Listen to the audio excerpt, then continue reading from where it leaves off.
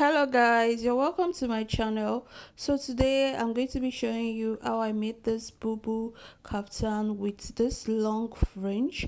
So the fringe is a long length fringe. I'm going to be showing you, explaining to you how to get your measurements accurately and how to get a perfect fitted Bubu dress like this.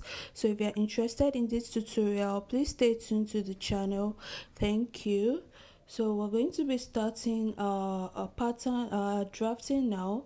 So I'm just going to be showing you some basic things you need to know. So here is the fringe I got from the market. So the fringe is actually very long, so you can see the white rope that is used to hold the fringe in place. So the white rope comes in like two steps. It is used to hold the fringe in place, just to make sure that the fringe doesn't tangle. So the length of the fringe is around 18 inches.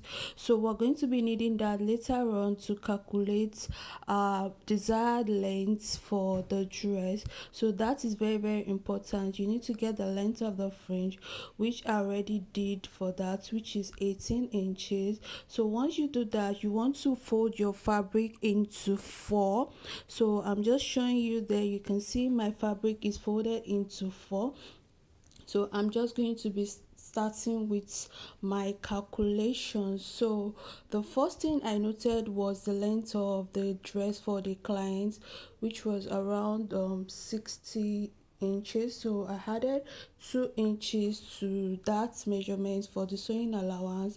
So that was 62 inches. And remember, the length of the fringe was 18 inches. So you need to minus 62 inches from 18 inches. So I got 44 inches. So 44 inches is going to be the length of my Ankara fabric, or any fabric of your choice that you want to use to make your dress. So you're going to be needing 44 inches for this tutorial. So I just went ahead to mark that with my chalk. So that's, once I was done marking the length, I'm going to be going in with my other measurements. The first measurement I marked was the shoulder, which was around 16 inches. So I marked 8.5. So you're going to be dividing the shoulder by 2. The next thing I marked was the armhole length, which I used around 9 inches, and I just went ahead to connect the shoulders like that.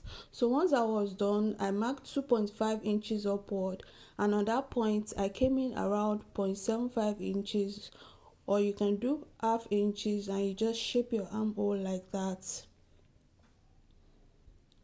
So because we're using freehand cutting, we're going to be doing a lot of manipulations. So for the shoulder, I just came down by 1 inches and I connected it like that. I haven't done the neckline yet. So the next thing I'm doing is just to mark my vertical measurement. So I marked the bust point 11.5. I marked waistline, shoulder to waistline around 17 inches, and I also marked shoulder to hip line, so which was around 8 inches from the waistline. So once you mark that, you want to mark the horizontal measurement. So the bust was 42. You divide that by 4 and you had 2 inches. So on the waistline too, you divide the waist measurement, round waist measurement, by 4 and you had 2 inches.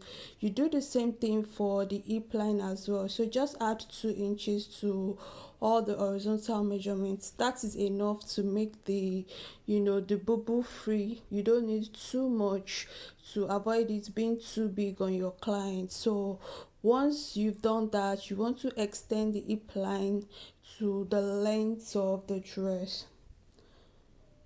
So whatever you have on the hip line, just extend it down, or you can just go ahead to shape it around maybe like half inches, just to get a shape on that side. So just to make it shapy, not too straight, you get. So once you just mark that out, and you're just going to be cutting that out. So this is very okay. You can see it's very simple. Just add 2 inches to your round measurements and you're good to go. So you're going to be adding a sleeve, a separate sleeve to this pattern. There are some bubbles that you will need to, cut the sleeve together, but this tutorial is not that. So I'm just shaping the shoulder and I'm just cutting the armhole like that. So depending on the neckline you want to achieve for your dress, so you're going to be going in to add the neckline. So you just, at this stage, you can go in to join the sides, fix the sleeve, add the neckline, and you're going to add the fringe to the hem of your dress. So for the neckline, I'm going to be dropping a link where you can practice and learn how to draft and sew the neckline. Thank you for joining us.